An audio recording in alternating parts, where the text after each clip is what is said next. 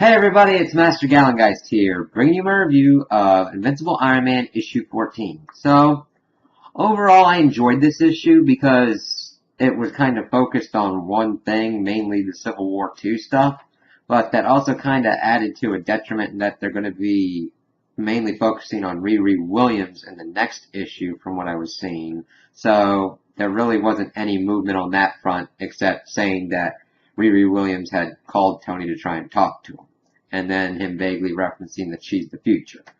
But other than that, I kind of like that we finally got kind of talking down of like what's going on with Civil War II between both Tony and Carol. So it starts out with Tony being like, okay, he's dealing with everything that's going on in his own way, and he's like, alright, I need a meeting.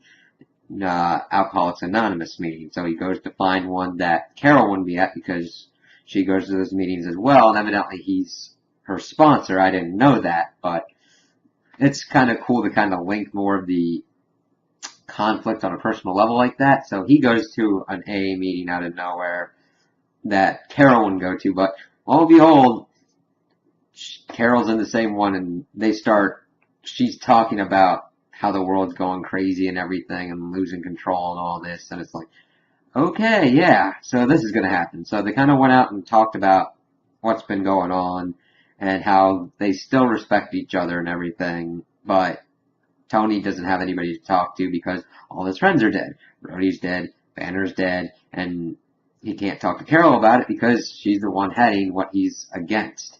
And Carol's thinking of this as more of a war, a constant war pretty much to keep everything in check and in place, that everyone's a soldier. And Tony calls her out saying, listen, I am working on a higher level.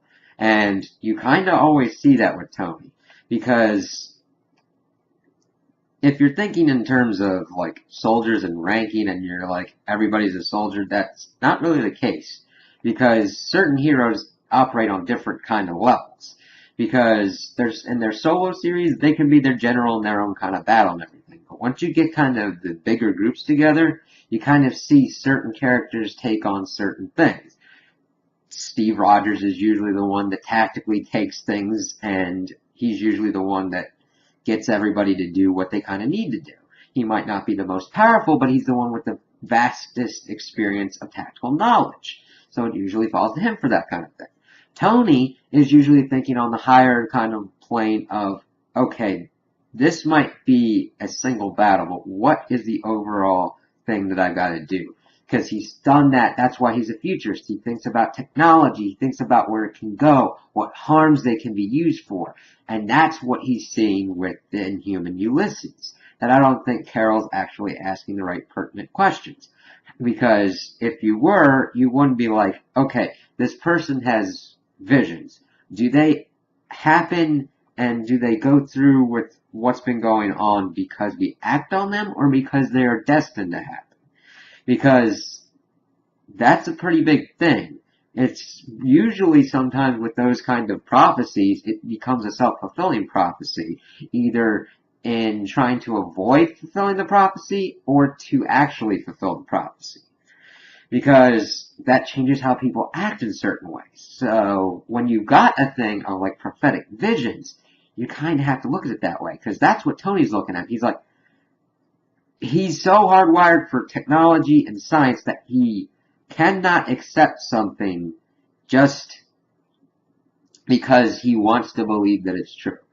That's the kind of cool thing about Tony. Granted, he does have his arrogant moments and everything, but this is kind of a core strength to Tony in that he will question everything until he's got at least the amount of proof that he needs to make sure that it's right. And that, I think, is Carol's weakness when dealing with all this, because she's like, that's what it says, because they, in another issue, had arrested this woman who had no ties to Hydra, was doing no kind of financial thing, and because they have done this now without proof, without anything substantial on her, this could turn her into that. And it's kind of cool to see them talking back and forth in the situation that they're in, because Tony's lost friends. Now, granted, Carol has lost friends as well. But Tony feels it more as like, listen, if you keep doing these kinds of things, you might be saving lives, but look at the casualties that's happening.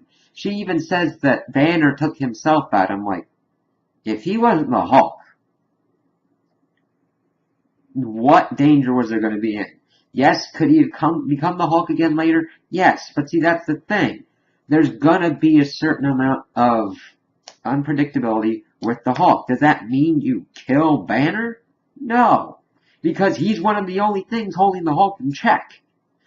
Because guess what? If he just let go and completely control and just let the Hulk be the angriest he could be, you really would not be able to stop the Hulk.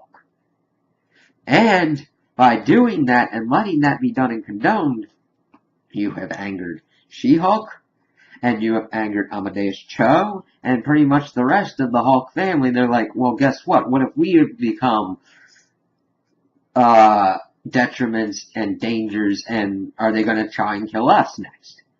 It just opens up this whole thing that unlimited power pretty much to pursue whatever end. Carol's thinking in like this one-track way where Tony's trying to be like, listen, yes, we got to stop these kinds of things, but if we act on just what one person says and kill someone for what they might do, that doesn't make you a hero. So I kind of liked what was going on with that.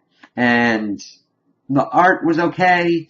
I've gotten used to it, so I'm interested to see who they're going to be bringing in for when Riri Williams takes over. But this was kind of left still at a standstill because they butted heads and said they were pulling punches and that next time they're going to let it go. And Tony goes back to the meeting, Carol leaves, and then it cuts to Tony's biological mother trying to visit him, but then a development happened, and that's kind of where it was left off. So it was okay. I didn't really have any issues with it because it did a more balanced view than Carol just being completely inanimate in her refusal to believe that Ulysses could be wrong, and that there was a little bit more nuance done in this one than in the core Civil War and kind of other stuff for her. So those are my opinions on the issue. Tell me what you guys think in the comments below. If you liked it, you didn't like it. If you agree with me, you disagree with me. Also, like and subscribe, and I hope you have a good day.